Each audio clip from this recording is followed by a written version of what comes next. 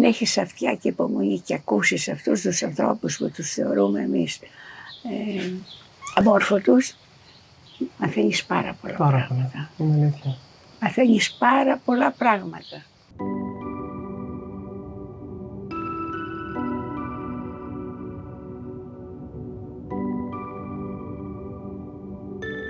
Από την πλατεία Μπρουκ μέχρι και το κάστρο,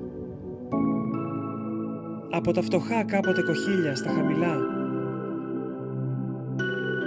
μέχρι και την πλούσια γειτονιά της Αρχοντοπαναγιάς στα ψηλά, η χώρα της Κύρου απλώνεται με άρωμα κυκλάδου, κρατώντας όμως την τοπική ταυτότητα και το ξεχωριστό της χαρακτήρα. Η πυκνή δόμηση που αποτελούσε οικοδομική αντίληψη προστασίας από τους πειρατές φέρνει πιο κοντά το ένα νοικοκυριό με το άλλο, μέχρι και σήμερα.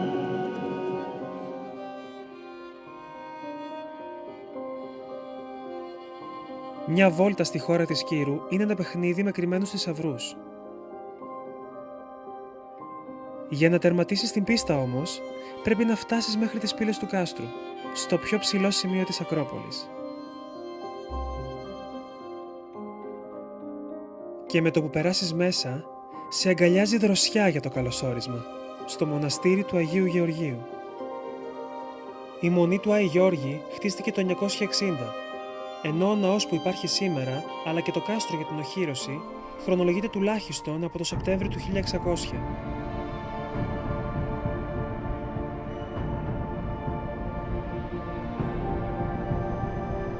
Η ιστορία της εκκλησίας είναι τόσο έντονη που σχεδόν μιλάει στον επισκέπτη. Παρά τη σκληρότητα του χρόνου, οι τοιχογραφίες αποτελούν ακόμα ένα ζεστό μανδύα για το προσκύνημα του Αγίου.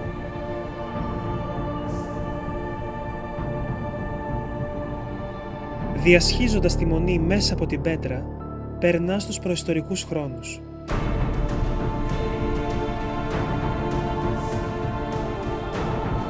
Η καστροπολιτεία της Κύρου είχε συνεχή κατοίκηση από τους Μικηναϊκούς χρόνους μέχρι και τον 19ο αιώνα, οπότε και εγκαταλείφθηκε. Η σημερινή μορφή του κάστρου, που καλύπτει περίπου 10 στρέμματα του βράχου, είναι αποτέλεσμα της μεσαιωνικής και οθωμανικής φάσης του. Αρχαία κατάλοιπα έχουν σχεδόν εξαφανιστεί.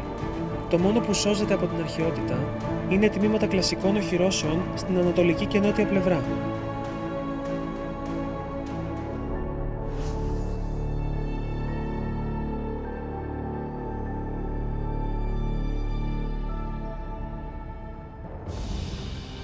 Αν με ρωτούσε κανείς ποιες είναι οι πιο γνωστές παραλίες της Κύρο, ο Πεύκος έχει σίγουρα μία θέση στο top 3. Το καταπράσινο δάσος που κατεβαίνει μέχρι τη θάλασσα, θαρρείς και θέλει να ξεδιψάσει, δημιουργεί ένα σκηνικό μοναδικό για τον επισκέπτη. Από εδώ ξεκινήσαμε κι εμείς για να κάνουμε μία βόλτα στη βορειοδυτική μεριά του νησιού. Και βρεθήκαμε στην αγκαλιά της όμορφης Αγαλίπας. Εδώ, βουνό και θάλασσα, άμμος και πέτρα, όλα τα χρώματα μαζί, θαρρείς και συνδυάστηκαν με μοναδική καλλιτεχνία.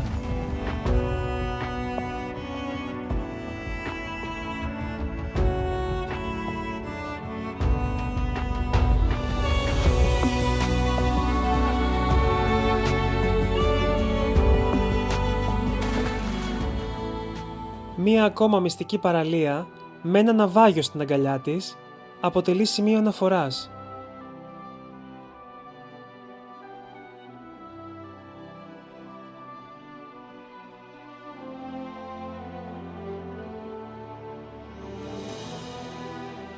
Ξεκινώντας από τη Σμύρνη, πάνω από 20 χρόνια πριν, ναυάγησε στα ανοιχτά της Αγαλίπας και πλέον έχει αφομοιωθεί πλήρως από το τοπίο γύρω του. Ο συνδυασμός της καταγάλανης θάλασσας με το καταπράσινο τοπίο που αγκαλιάζονται δημιουργούν την τέλεια συνταγή για το απόλυτο ελληνικό καλοκαίρι.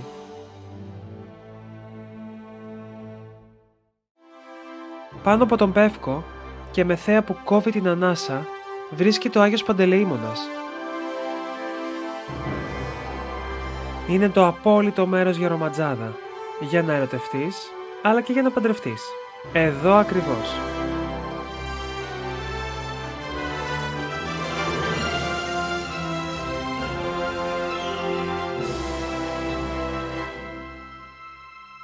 Ξαπλωμένη απέναντι η νότια πλευρά της Κύρου σου προσφέρεται απλόχερα από αυτό εδώ το φυσικό μπαλκόνι.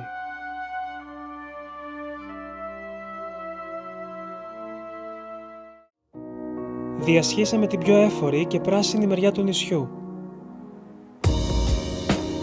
για να καταλήξουμε σε μία από τις αγαπημένες μου παραλίες.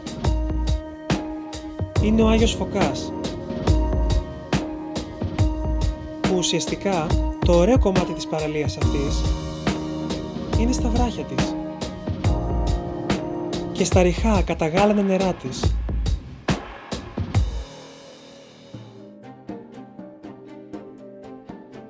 Ο κόλπος της Ατσίτσας χρησιμεύε παλιότερα ως ένα ακόμα λιμάνι του νησιού, εξυπηρετώντας τα μεταλλεία σιδήρου.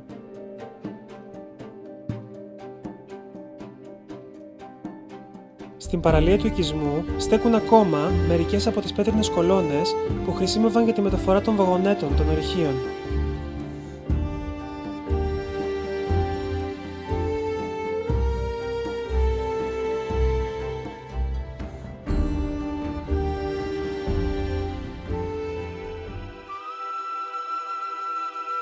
Στη νότια πλευρά της Κύρου σε περιμένει εντελώς διαφορετικό τοπίο.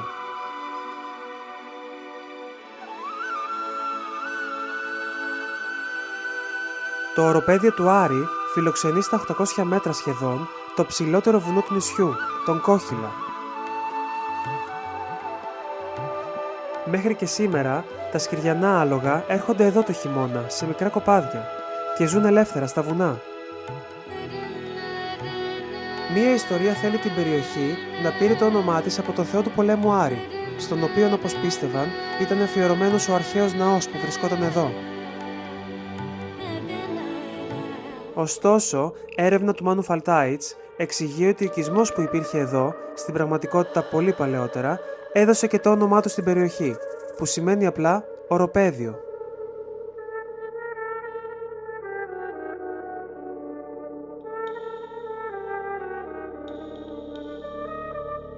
Από όπου και αν πήρε το όνομά του, μόλις φτάσεις στο οροπέδιο του Άρη, νιώθεις σαν να βρίσκεσαι σε έναν άλλο πλανήτη.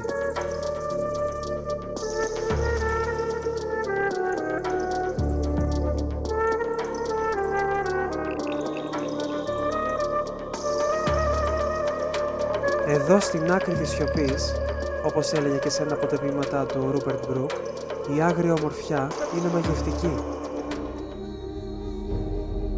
Εδώ ο άνθρωπος έρχεται σαν επισκέπτης, μόνο.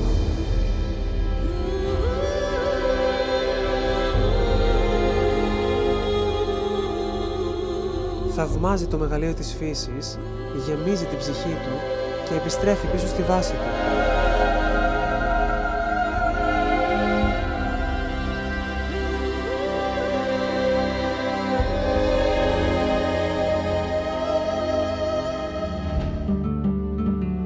Στο πλέον νοτιοανατολικό άκρο του νησιού, στο ακροτήρι Λιθάρι, βρίσκεται και ο εντυπωσιακός μας φάρος, ύψους 12,5 μέτρων.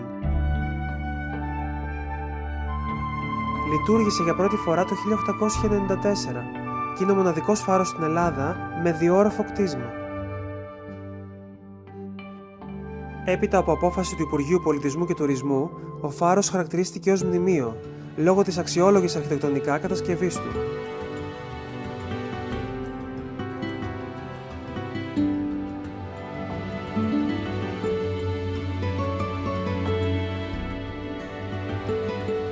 Ανάμεσα στο οροπέδιο του Άρη και στον φάρο, συναντάμε τον κόλπο Τρεις Μπούκες. Ένα φυσικό λιμάνι με την ενετική του ονομασία να σημαίνει τρίστομον, δηλαδή με 3 ίσπλους. Υπήρξε το μεγαλύτερο αλλά και ασφαλέστερο λιμάνι για το νησί. Κατά τη διάρκεια του Πρώτου Παγκοσμίου Πολέμου, χρησιμοποιήθηκε από τις συμμαχικές ναυτικές δυνάμεις ως αγκυροβόλιο για τα νοσοκομιακά πλοία.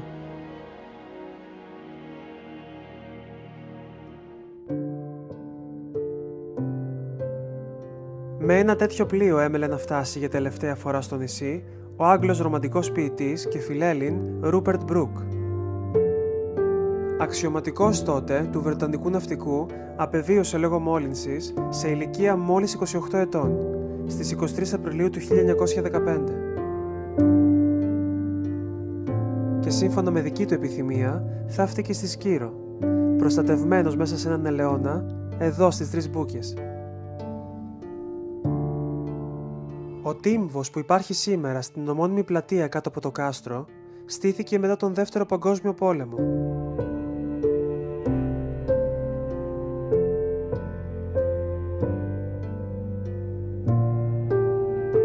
Και πλέον είναι από τα πιο ξεχωριστά σημεία στο νησί, που ακόμα και αν δεν είσαι ρομαντικός, εδώ γίνεσαι.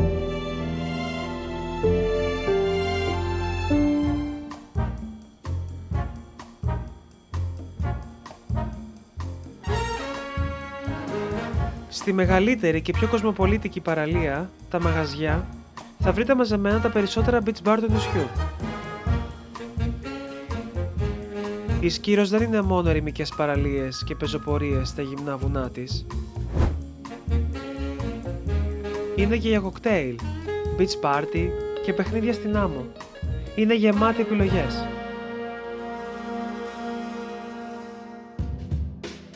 Κάνοντας μια βόλτα στο Μόλος και στα μικρά στενά του παραλιακού αυτού οικισμού, συναντάς κυκλαδίτικη ομορφιά με σκυριανό αέρα.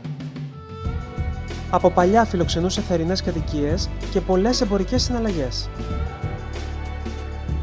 Ο οικισμός Μαγαζιά πήρε τη συγκεκριμένη ονομασία επειδή εδώ υπήρχαν παλαιότερα τα κεραμοποιεία του νησιού.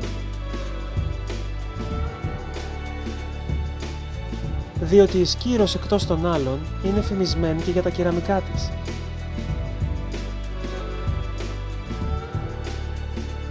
Η σύγχρονη σκυριανή κεραμική έχει τις ρίζες της στα αρχαία χρόνια και ήταν αναπόσπαστο κομμάτι της σκυριανής διακόσμησης, αλλά και με χρήση καθημερινή στα νοικοκυριά. Η Σκύρος παλαιότερα έδινε σημασία στην τάξη, στις κάστες, από ποια οικογένεια προέρχεται ο καθένας. Πάντα υπάρχει αυτό, από την αρχαιότητα. Δεν σταματήσει. Ναι. Υπάρχει και σήμερα, λέτε. Σήμερα δεν υπάρχει γιατί η Μεγάλη Στράτα έχει αδειάσει. Δεν Η Μεγάλη Στράτα τότε ήταν οι πλούσιοι, οι άρχοντες του νησιού. Και φανταστείς ότι είχαν πολλά λεπτά, ήταν οι πιο καλλιεργημένοι, που είχαν εκτιματική περιουσία. Οι πιο καλές οικογένειες εισαγωγικά. Που ήταν κατά κάποιο τρόπο είχαν και γνώσεις. Δηλαδή αυτά όλα τα καλά πώς ήρθαν στη Σκύρο. Είχαν τα λεπτά, κάνανε ταξίδια καταρχήν. Υπήρχαν πολλοί Σκυριανοί που μέναν στη Σμύρνη, στην Κωνσταντινούπολη και είχαν δραστηριοποιηθεί και βγάζαν και λεπτά. Ήρθαν σε επαφή με άλλο κόσμο.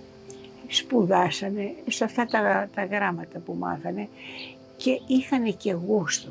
Γιατί όλο αυτό το βιός που ήρθε εδώ στη Σκύρο ήρθε από αυτούς. Τα σπίτια ήταν γεμάτα πάνω. Καταρχήν οι περισσότερες οικογένειες δεν αποκτήσαν οικογένεια.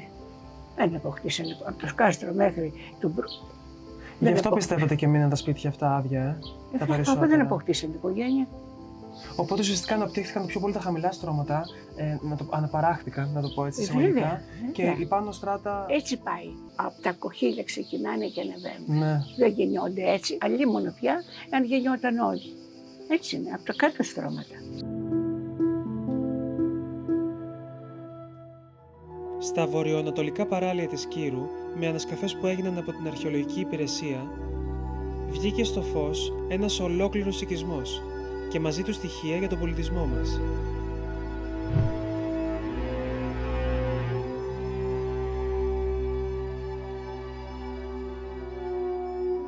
Το Παλαμάρι είναι ένας από τους σπουδαιότερους προϊστορικούς οικισμούς του Αιγαίου και ένα μεγάλο εμπορικό λιμάνι που χρονολογείται την πρώιμη και μέση εποχή του Χαλκού.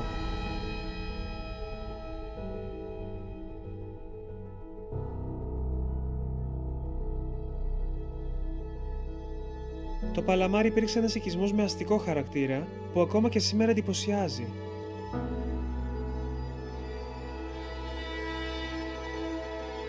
Έχουν βρεθεί οικίες με αυλές, πεζούλια και εστίες. Δεξαμενές, αγωγοί, δρόμοι, αποθηκευτικοί χώροι, αλλά και χώροι που σχετίζονται με εργαστηριακές και βιοτεχνικές εργασίες.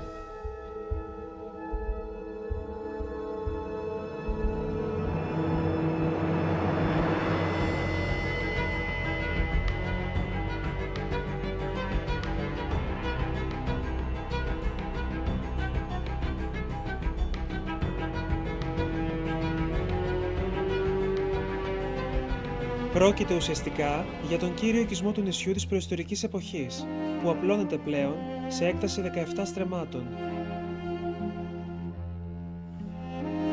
Η αρχική έκταση του οικισμού ήταν σίγουρα μεγαλύτερη, καθώς το ανατολικό τμήμα του λόφου έχει καταβυθιστεί, συμπαρασύροντας μεγάλο τμήμα του οικισμού.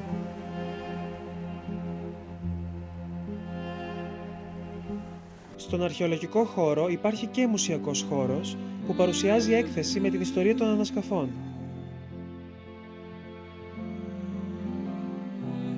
Επίσης υπάρχουν διαδραστικά πολυμέσα, μακέτα του προϊστορικού οικισμού και επιτύχεια μακέτα με τις χρονολογικές φάσεις του οικισμού.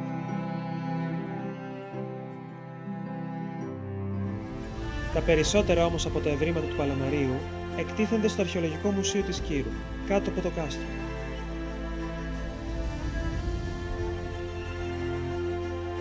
Το Αρχαιολογικό Μουσείο κρύβει όλο το θησαυρό του νησιού. Στις δύο αίθουσες του μουσείου εκτίθενται ευρήματα που προέρχονται από διάφορες αρχαιολογικές θέσεις και χρονολογούνται από την πρωτοελλαδική περίοδο έως τα ρωμαϊκά χρόνια.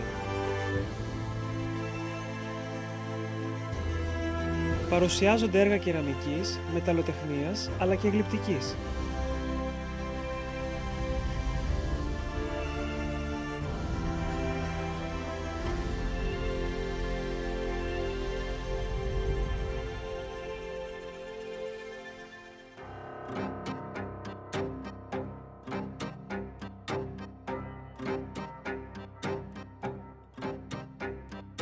Κάτω από το μουσείο, η παραλία του Μόλου μετά τα γυρίσματα καταλήγει στα Πουριά. Ένα αρχαίο παραθαλάσσιο αλατομείο.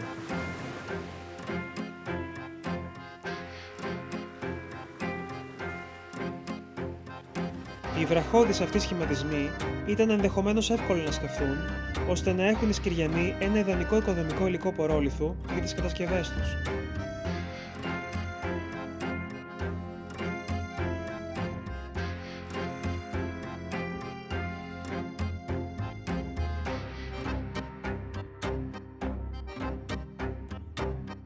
Δίπλα στο αλατομείο βρίσκεται το εντυπωσιακό μικρό εκκλησάκι του Αγίου Νικολάου, που είναι λαξευμένο στο βράχο και αποτελεί ένα από τα πιο πολυφωτογραφημένα αξιοθέατα στο νησί.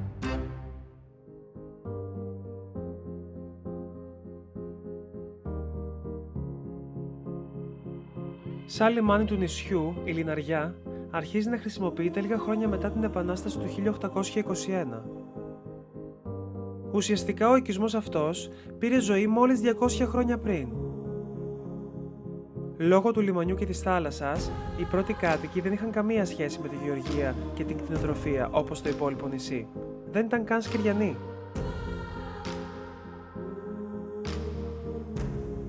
Η μικρή κοινωνία της Λιναριάς αρχίζει σιγά σιγά να εμπλουτίζεται με τον επικισμό από άλλες περιοχές της Ελλάδας.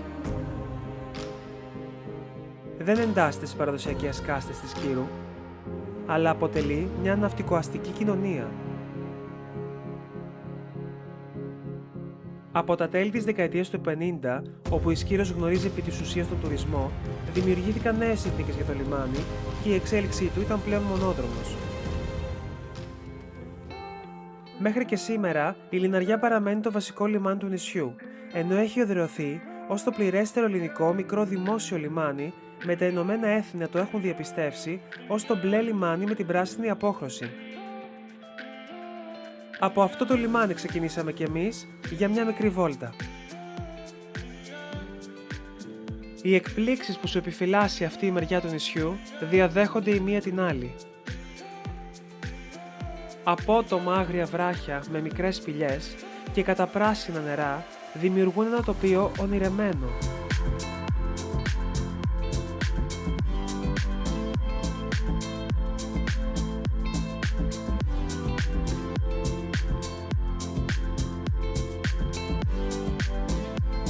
Και επί το Θεός έπλασε το σαρακίνικο. Ένα μικρό νησάκι σε απόσταση αναπνοής από τη Λιναριά είναι έτοιμο να σε αγκαλιάσει και να σου χαρίσει το πιο ζεστό του καλοκαίρι.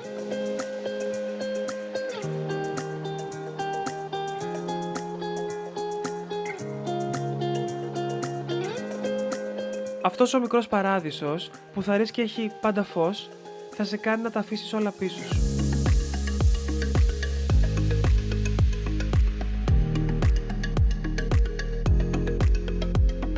Και μία μόνο βουτιά αρκεί να γευτείς αυτό το φωτεινό καλοκαίρι.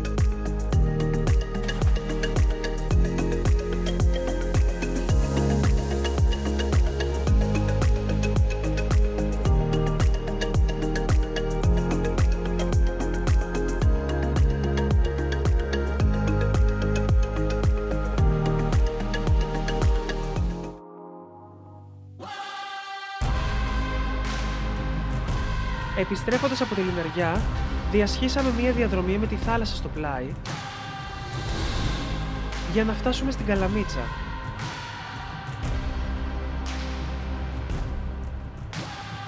Τρία κυρίως ρήγματα χώριζαν το νησί σε δύο ίσα περίπου μέρη, με το ένα από αυτά τα ρήγματα να ξεκινάει από τον όρμο του Αχιλλείου και να καταλήγει εδώ, στο λιμάνι Κρίσιον, όπως ονομάζονταν αρχικά.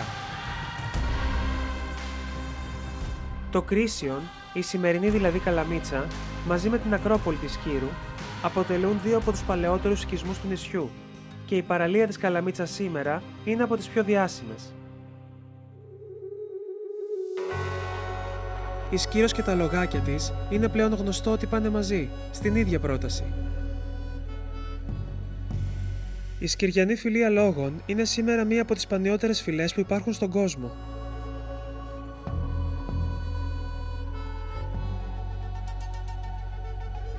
Πρόκειται για μία από τις αυτόχθονες φυλές αλόγων της Ελλάδας, όπου κατάφερε να επιβιώσει μέσα στους αιώνες. Σήμερα, τα γνωστά σε όλους σκυριανά αλογάκια είναι προστατευόμενο είδος.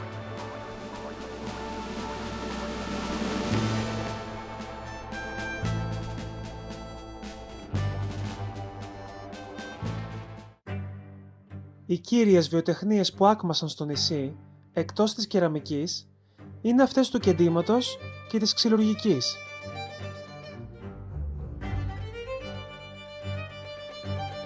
Η ξυλογλυπτική σαν τέχνη έχει μακραίωνη παράδοση στο νησί, από την Βυζαντινή εποχή. Και τα σκυριανά ξυλόγλυπτα έπιπλα αποτελούν τα σπουδαιότερα δημιουργήματα στον τομέα.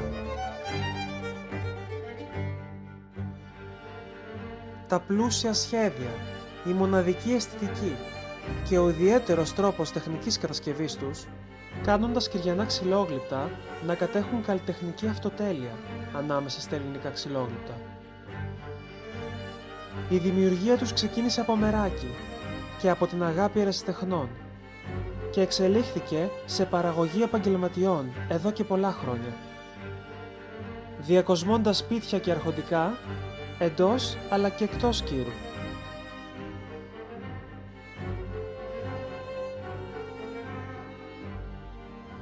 Σπουδαίο κομμάτι αυτής της διακόσμησης είναι και τα διάσημα σκυριανά κεντήματα.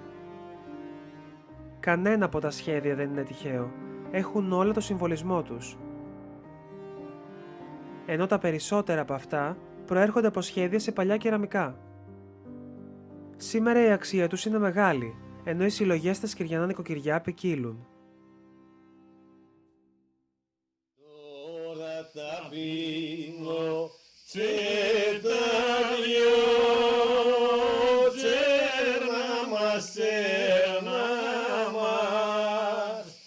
σε μία αυλή έξω από τους Ασπούς, συναντήσαμε δύο γνωστές φυσιογνωμίες του νησιού. Άιντε δεν γυρνάς να καλοπερνάς, για να σαλείς μόνη σου. Άιντε τσέρνα μας και καλοπέρνα μας. Ένα τραγούδι, λαδόπιτες, σκυριανά τυριά και κρασί είναι αρκετά για να στηθεί ένα μικρό γνήσιο σκυριανό γλέντι.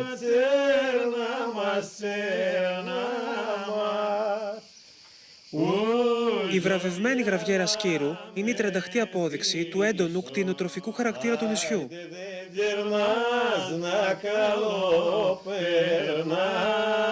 Να είμαστε πάντα καλά,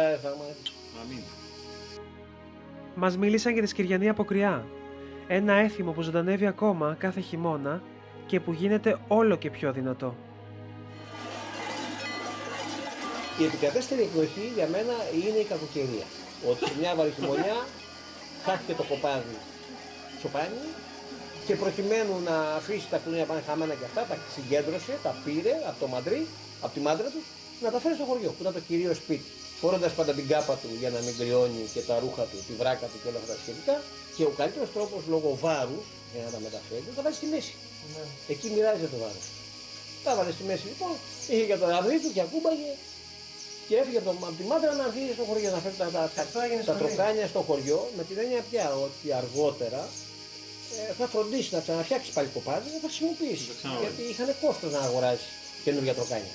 Αυτό έτυχε να είναι όντως τη χρονική στιγμή αυτή των απόκρεων.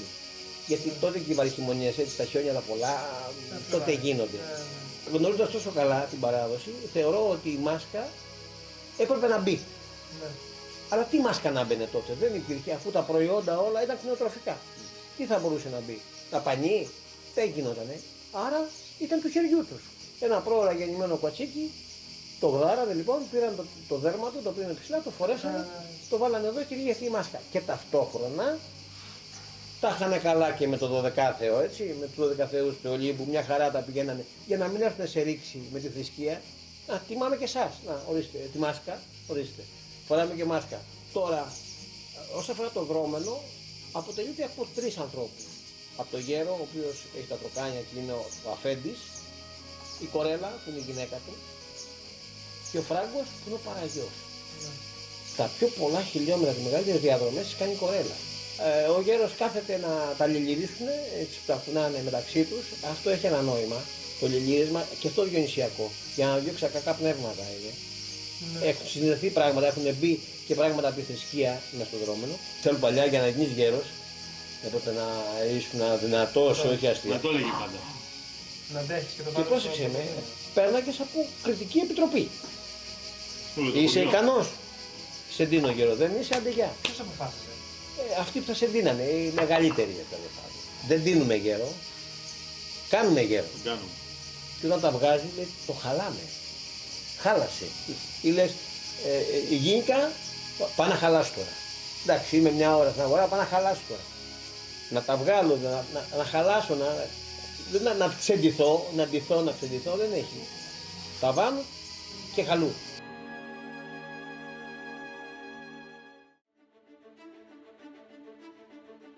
Η Σκύρος είναι στενά συνδεδεμένη με τη μυθολογία. Ακριβώς απέναντι από τους ασπούς βρίσκεται το Αχίλι. Μπορεί σήμερα να χρησιμοποιείται μόνο από ψαράδες, δεν είναι όμως ένα τυχαίο λιμάνι.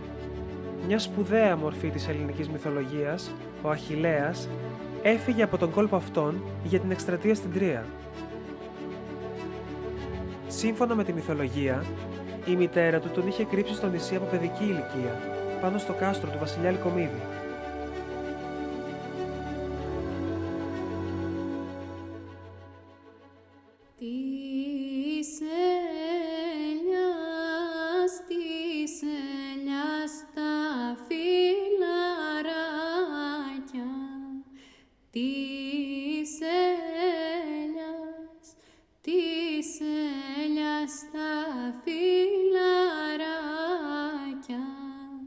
Προχωρώντας από τις πηγές του αρχαίου Κηφισού ποταμού, μέσω της κοιλάδας της Αναβάλσας προς τα πάνω,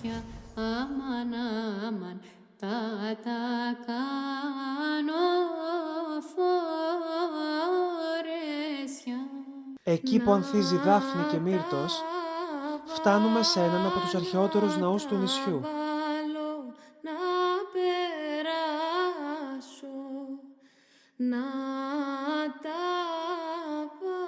Πέρα στο Φερεκάμπο στέκει τόσους αιώνες η μονή του Αγίου Δημητρίου.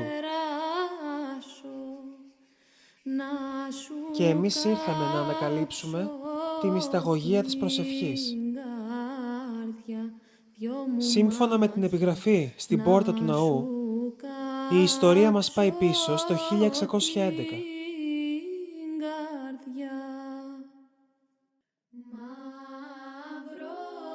Στο μακρινό παρελθόν, οι συχνές επιδρομές στο νησί από τους πειρατές έκαναν τους ντόπιους να ελπίζουν για την προστασία του νησιού στους δύο Αγίους. Ο Άγιος Δημήτριος με το κόκκινο άλογό του χτυπά τον Λιαίο και ο Άγιος Γεώργιος με το λευκό του άλογο σκοτώνει το δράκο.